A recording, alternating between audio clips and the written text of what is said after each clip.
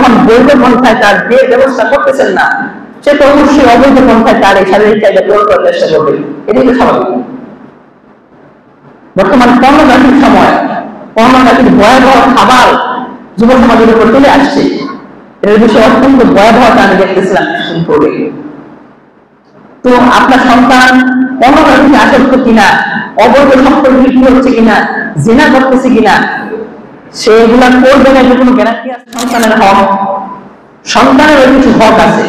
আপনি পিতামাতা হিসাবে আপনার অনেক আশা যে আপনার সন্তান, আপনি যখন বৃদ্ধ বয়সে উপনীত হবে, আপনার সন্তান আপনাকে দেখভাল করবে, আপনার সন্তান আপনাকে মাথায় করে রাখবে, আদর যত্ন করবে এবং সব ধরনের সেবা যত্ন আপনার সন্তান আপনাকে করবে। এটা সমস্ত পিতামাতার আশা, ভরসা। কিন্তু সেই পিতামাতা সন্তানের উপরে যে আশা করে বসে আছে, আর সন্তান বড় হচ্ছে, কিন্তু সেই পিতামাতা কি বুকে হাত দিয়ে বলতে পারবে? আপনি কি বুকে হাত দিয়ে বলতে পারবেন যে সন্তানের হকগুলো আপনি জন্মের পর থেকে নিয়ে আজ পর্যন্ত আদায় করে আসছেন? এখন আপনি বলবেন এটা আবার কেমন কথা? সন্তানকে বললে ভালো লেখাপড়া করিয়েছি, সে যা চেয়েছে প্রতি মুহূর্তে চাওয়ার আগে আমি সেটা তার সামনে উপস্থিত করেছি। আমি বলবো, সে দুনিয়ার যা চেয়েছে আপনি তাকে তাই দিয়েছেন। এটা অত্যন্ত তুচ্ছ একটা বিষয়। এগুলো দিয়ে সন্তানের হক আপনি কখনো আদায় করতে পারবেন না। আমি যদি আপনাকে দিয়ে শুরু সন্তানকে আপনি ছোটবেলায় কোরআন কারীম শিক্ষা দিয়েছেন, আপনি বলবেন, যদি আপনি বলে থাকেন হ্যাঁ, তাহলে আপনার জন্য অনেক ভালো। আমি জিজ্ঞেস করবো, আপনি কি সন্তানকে ছোটবেলা থেকে দ্বীনি শিক্ষায় শিক্ষিত করেছেন? ঠিক আছে, আপনি ডাক্তার ইঞ্জিনিয়ার যাই বানান, ছোটবেলা থেকে তার ভিত্তিটাকে আপনি ইসলাম, কোরআন এবং হাদিসের মাধ্যমে মজবুত করেছেন? আমি যদি জিজ্ঞেস করি, আপনার সন্তানকে আপনি 7 বছর বয়স থেকে নামাজের আদেশ করেছেন? 10 বছর বয়সে যদি নামাজ না পড়ে তার উপর হাত তুলেছেন, তাকে মাইক দিয়েছেন, প্রহার করেছেন? আমি যদি জিজ্ঞেস করি, আপনার সন্তান কোথায় কি করতেছে, সেই বিষয়টার উপর আপনি ইসলামের কোন স্কলারের কাছে গিয়ে তার বিষয়ে পরামর্শ চেয়েছেন?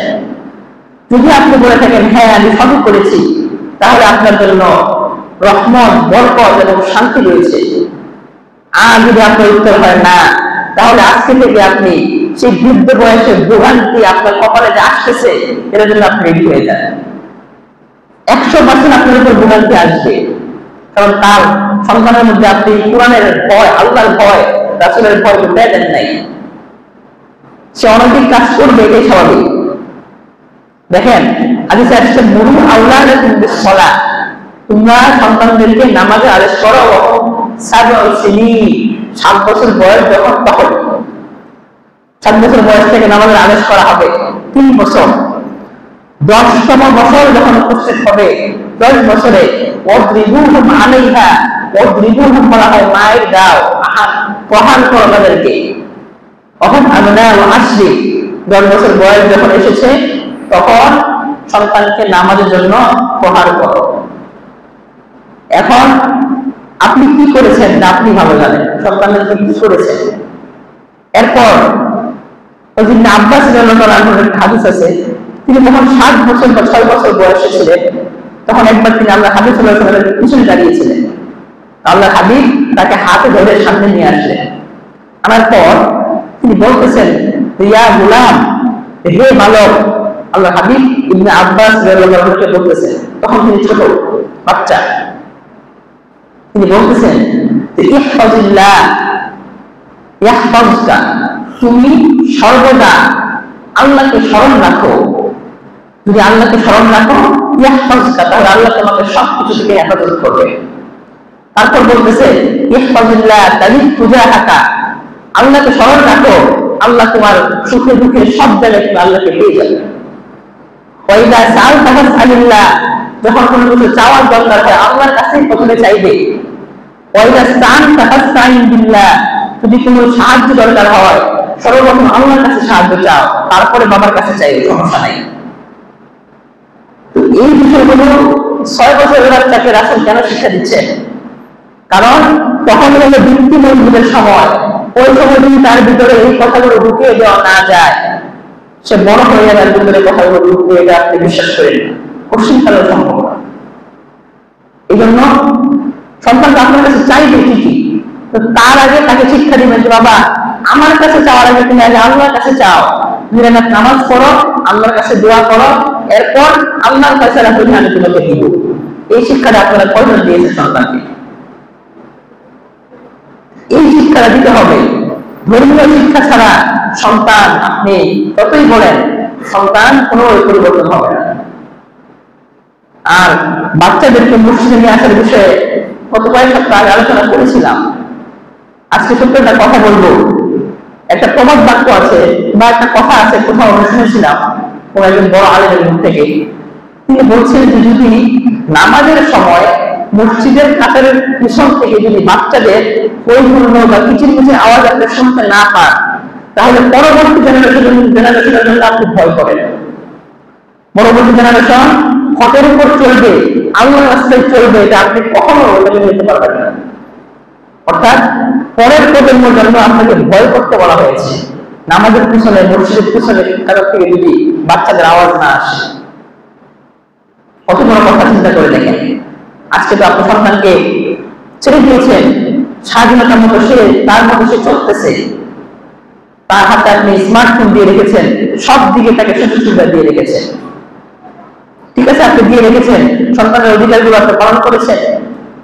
এরপর দেখেন আরো বড় একটা অধিকার, সন্তানের সব থেকে বড় অধিকার যেটাকে বলা হয়, হাদিসে আসছে যে মান মুনিরা, যে ব্যক্তি সন্তান জন্ম দেয় তার উপর একটি ছেলে সন্তান বা মেয়ে সন্তান হয়, তার সর্বপ্রথম কাজ হবে তাকে উত্তম আদব এবং উত্তম একটা নাম রাখা। তো এখন সন্তান দেখা যাচ্ছে বয়স হয়ে যাচ্ছে, সব থেকে বড় আমাদের সমাজে যেটা দেখা যায় এটা হলো বিয়ে। ছেলে সন্তানের বিয়ের ব্যাপারে বয়স পার হয়ে যায়, বিয়ে করান না, লেখাপড়া করাচ্ছে। এখন আমি আপনাকে কিছু কথা বলবো। সন্তান, আপনার ছেলে সন্তান, ছেলে মেয়ে যখন রাতে ঘুমাতে যায়, তার হাতে বড় একটা স্মার্টফোন আছে। তো সে রাতের বেলা একাকি ঘরের মধ্যে কি করে আপনি কি জানেন? কখনোই আপনার দ্বারা জানা সম্ভব না এটা। সন্তান, সে তো তার বয়স হয়ে গেছে, সে তো এখন যুবক, যৌবন আছে, তার শারীরিক চাহিদা তার আছে। একজন যুবক যুবকের শারীরিক চাহিদা থাকবে, এটাই স্বাভাবিক বিষয়। স্বাভাবিক বিষয় হলো এটা যে তার শারীরিক চাহিদা থাকবে। যদি একান্ত না থাকে, এটা হলো তার শরীরের কোনো অসুস্থতা, রোগ ধরা হবে এটা। কিন্তু শারীরিক চাহিদা থাকবে, এটাই হলো একজন মানুষের কি বলে মানে বায়োলজিক্যাল একটা বিষয়। প্রাকৃতিক ভাবে আল্লাহ ভাবে তার শরীরে দিয়ে দিয়েছেন এটা। এখন সে যখন আপনি যখন বৈধ পন্থায় তার বিয়ের ব্যবস্থা করতেছেন না, সে তো অবশ্যই অবৈধ পন্থায় তার এই শারীরিক চাহিদা পূরণ করার চেষ্টা করবে, এটাই তো স্বাভাবিক। বর্তমান পর্নোগ্রাফির সময় পর্নোগ্রাফির ভয়াবহ খাবার যুব সমাজের উপর চলে আসছে। এর বিষয়ে অত্যন্ত ভয়াবহতা আমি দেখতেছিলাম কিছুদিন পূর্বে। তো আপনার সন্তান পর্নোগ্রাফি আসক্ত কিনা, অবৈধ সম্পর্কে কি হচ্ছে কিনা, জিনা করতেছে কিনা, সে এগুলা করবে না, কোনো গ্যারান্টি আছে? এটা অবশ্যই সুস্থ পুরুষ, সুস্থ মহিলা, শারীরিক চাহিদা তার আছে। কিন্তু আপনি তাকে বৈধ পন্থায় বিয়ে করাচ্ছেন না, লেখাপড়া করাচ্ছেন। এমন তো না যে লেখাপড়া বিয়ে করিয়ে লেখাপড়া করানো যাবে না। সন্তান দেখেন আস্তে আস্তে ধ্বংসের দিকে চলে যাচ্ছে। যৌবন শেষ, তার যৌবন শেষ, চরিত্র শেষ, সতীত্ব শেষ। এখন তার শুধু আছে লেখাপড়া। এই লেখাপড়া দিয়ে আপনি কি করবেন? বলে ফ্যান বাজিয়ে রাখবেন? এজন্য সন্তান প্রাপ্তবয়স্ক হলে বিয়ে করিয়ে দেয়, এটা হলো আপনার বাবা হিসাবে একটা সন্তানের অধিকার। হাদিসে আসছে এরকম ভাবে যে মান উরিদা লাহু ওয়ালাদুন, যার একটা ছেলে সন্তান হয়েছে, ফায়ুহসিনিসমাহু ওয়া আদাবাহু, সে ব্যক্তি তার একটা সুন্দর নাম রাখবে, তাকে উত্তম আচার ব্যবহার তাকে শিক্ষা দিবে।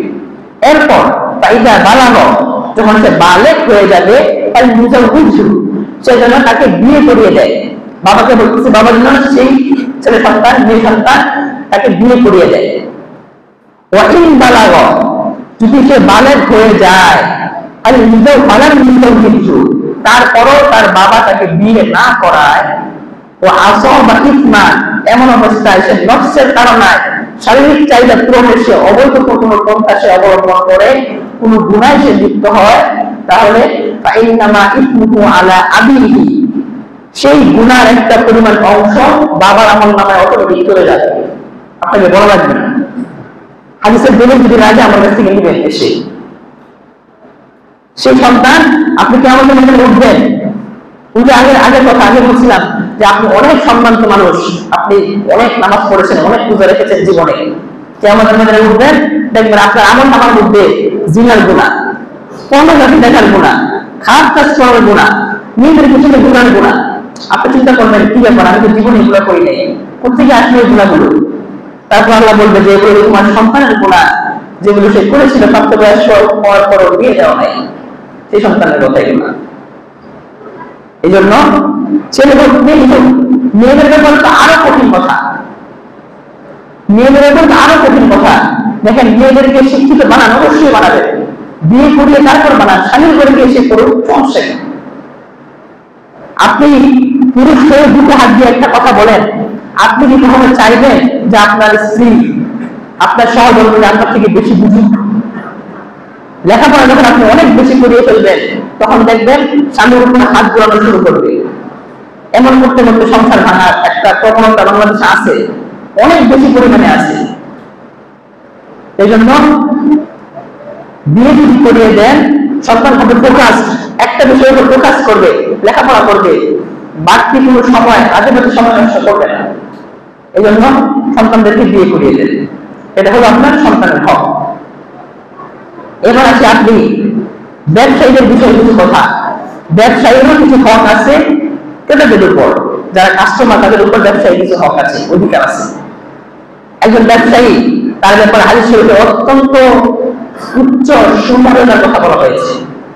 বলতেছে আত-তাজিরু সাদুকুল আমিন, ওই ব্যবসায়ী যে ব্যবসায়ী সত্য কথা বলে, মানুষকে সত্য কথা বলে, পুরো পণ্যের কথা, একটা পণ্য কিছুটা নষ্ট হয়ে গিয়েছে, এখন ভালো খারাপ মিলিয়ে দিয়ে দিল ক্রেতাকে, এরকম না, সে বলবে যে ভাই এখানে অর্ধেক নষ্ট আছে, সত্যবাদী ব্যবসায়ী। এরপর আমি বিশ্বস্ত, তার কাছে ঋণ রাখলে ঋণ পাওয়া যাবে, এরকম বিশ্বস্ত ব্যবসায়ী, ওই ব্যক্তি বলা হচ্ছে এরকম ব্যবসায়ীরা কিয়ামতের ময়দানে থাকবে মান নাবিয়্যিন ওয়াস সিদ্দীকিন ওয়াস শুহাদা। ওই ব্যবসায়ীরা কিয়ামতের ময়দানে থাকবে নবীদের সাথে, শহীদদের সাথে, সাহাবায়ে কেরামদের সাথে। বুঝেন কত বড় কথা। পৃথিবীর সব থেকে দামি ব্যক্তিরা হলো নবীগণ, সেই নবীগণের সাথে ব্যবসায়ীরা থাকবে, সাধারণ আমাদের ব্যবসায়ীরাও থাকবে।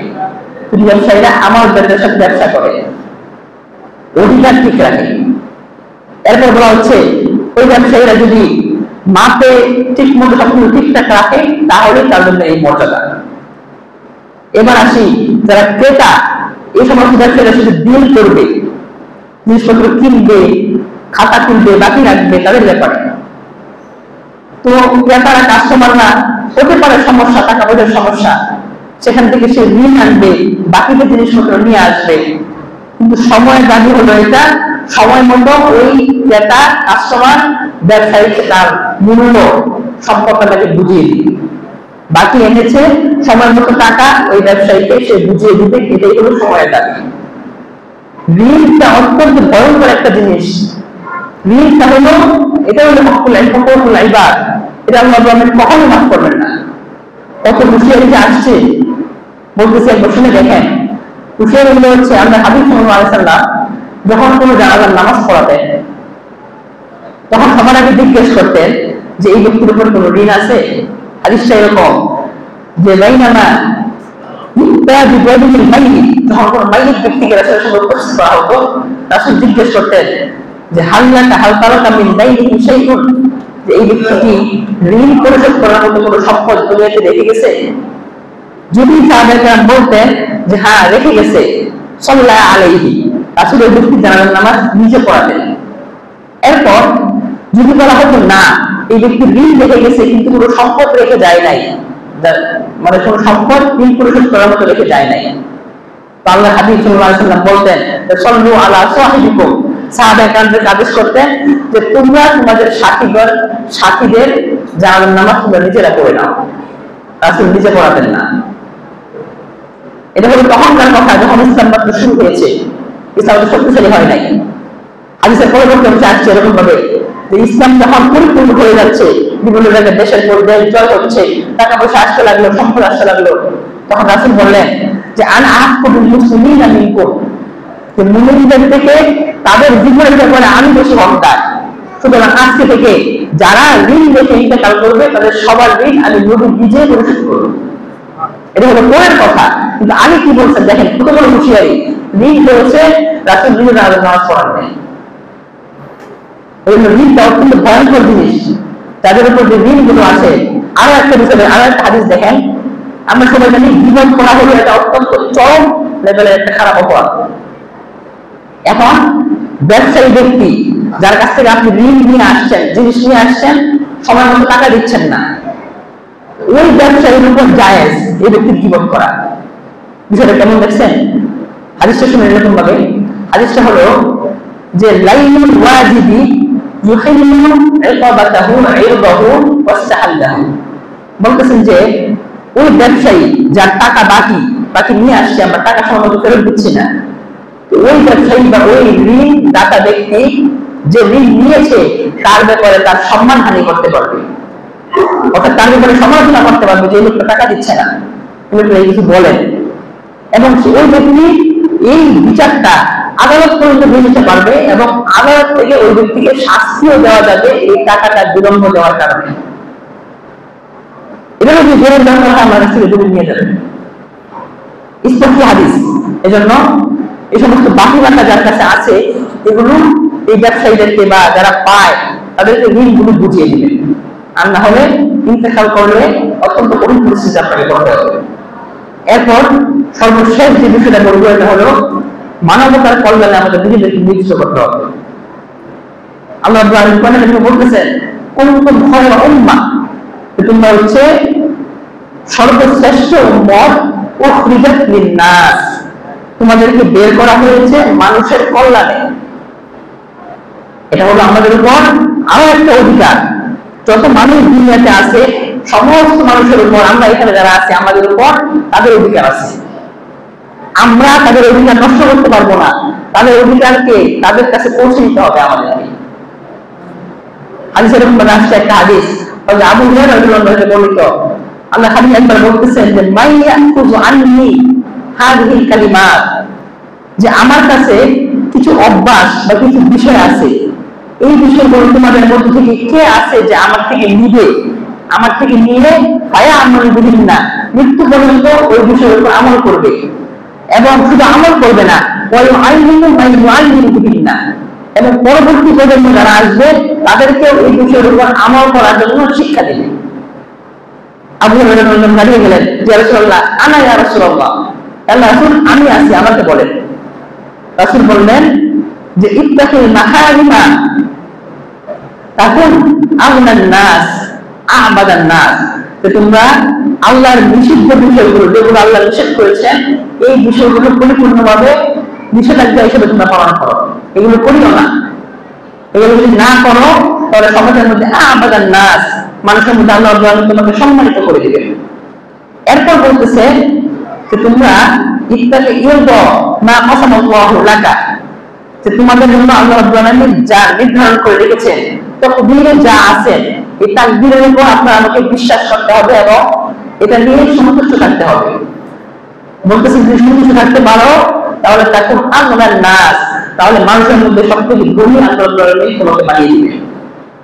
এরপর বলতেছে তুহিব্বা আহিব্বা লিন-নাস মা তুহিব্বু লিনাফসিহি, তুমি তাকুন মুসলিমা, তুমি তোমার অন্যান্য মুসলমান নিজের জন্য যা পছন্দ করো, অন্যান্য মুসলমান প্রতিবেশী হোক, মুসলমান উম্মতে মুসলিমা হোক, সবার জন্য যদি তা পছন্দ করতে পারো তাহলে আল্লাহ তোমাকে মুসলমান বা মুমিন বানিয়ে দিবেন। এখানে উদ্দেশ্য হলো পরিপূর্ণ মুমিন। পরিপূর্ণ মুমিন আমাদের মধ্যে খুব কমই আছে, কারণ ঈমানের অনেক শাখা প্রশাখা, তার মধ্যে একটা শাখা প্রশাখা এটাই যে তোমাদের মধ্যে যারা নিজের জন্য যা পছন্দ করে অন্যের জন্য তাও তাই যদি পছন্দ করে তাহলে সে ঈমানের সর্বোচ্চ স্থানে সে পৌঁছতে পারবে। এটা বলার উদ্দেশ্য হলো বর্তমান দেখেন সিলেট সহ ফেনী, চট্টগ্রাম যে ওই সাইডটা যে বন্যা হয়েছে, কি খারাপ অবস্থা। তো এটা আমাদের মুসলমান হিসেবে আমরা যখন দেখি অবশ্যই আমাদের হৃদয়ে একটা ব্যথা সৃষ্টি করার কথা। কত খারাপ অবস্থা, মানুষ একের পর এক মৃত্যুবরণ করতেছে, মানুষ এরকম বেসে যাচ্ছে, গবাদি পশুগুলো বেসে যাচ্ছে, ঘর বাড়ি দুতলা বিল্ডিং পর্যন্ত পানি উঠে গেছে, এত খারাপ অবস্থা। এই খারাপ অবস্থায় যদি আপনি যদি তাদের সাহায্যে এগিয়ে নিতে না পারেন, তাহলে আমরা কেমন মুসলমান? হাদিসে আসছে যে একটা হাদিস এরকম যে মাথালুল মুমিনি কামাথালিল জাসাদি, যে মুমিনরা হবে এমন, দুনিয়ার সমস্ত মুমিনরা হবে একটা শরীরের মতো, একটা শরীর, একটা দেহের মতো। ইদা ইশতাকার রাজুলু রাসাহু, যেমন উদাহরণ দিচ্ছে, যেমন শরীরের একটা স্থানে বা একটা অঙ্গে, মাথায় যদি কোনো ব্যথা লাগে, তাদা আলাহু সাইরুল জাসাদিহি, যেমন পুরো শরীরে ব্যথা অনুভূত হয়, শিরায় উপশিরায় ব্যথা অনুভূত হয়, ঠিক একইভাবে মুমিনরা হবে একই রকম। যারা যেখানে বিপদগ্রস্ত অবস্থায় আছে, বন্যায় কবলিত আছে যে এলাকাগুলো বা যে মানুষগুলো, তাদের ব্যথায় আমাদের ব্যথিত হতে হবে, তাদের সাহায্যে আমাদের এগিয়ে যেতে হবে।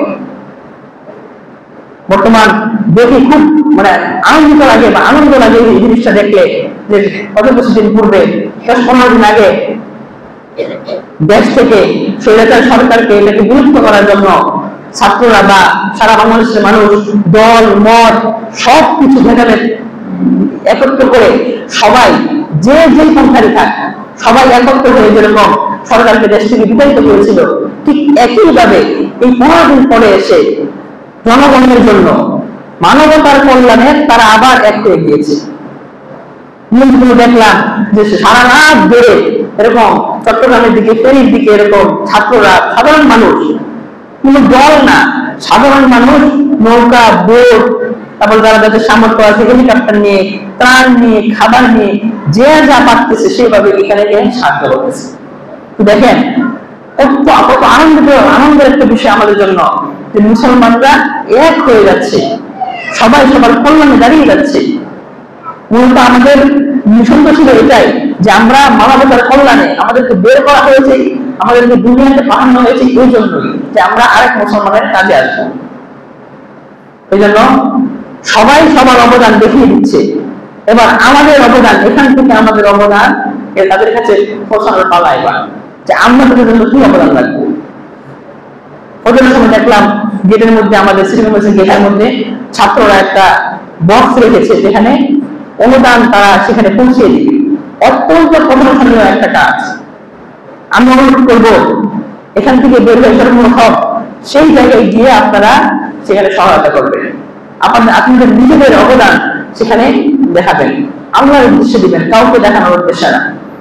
আল্লাহর জন্য, মানবতার কল্যাণে, মুসলমানদের অস্তিত্ব রক্ষায়, দেশ রক্ষায় নিয়োগ করে সেই জায়গায় আপনারা যে যা পারেন সেখানে দিবেন।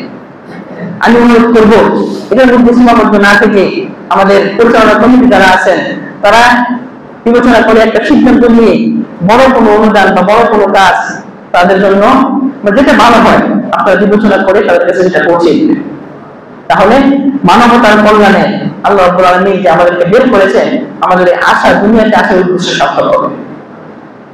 আল্লাহ পাক রব্বুল আলামিন আমাদের সকলকে সমস্ত ভেদাভেদ ভুলে মানবতার কল্যাণে নিজেদেরকে নিয়োজিত করার তৌফিক দান করুন, এবং নিজের হক, সমাজের হক, পরিবারের হক, রাষ্ট্রের হক, সবার হক তার আপন জায়গায় পৌঁছিয়ে দিয়ে আমি আমার নিজের হক রক্ষা করতে পারি। আল্লাহ পাক রব্বুল আলামিন আমাদের সকলকে তৌফিক দান করুন।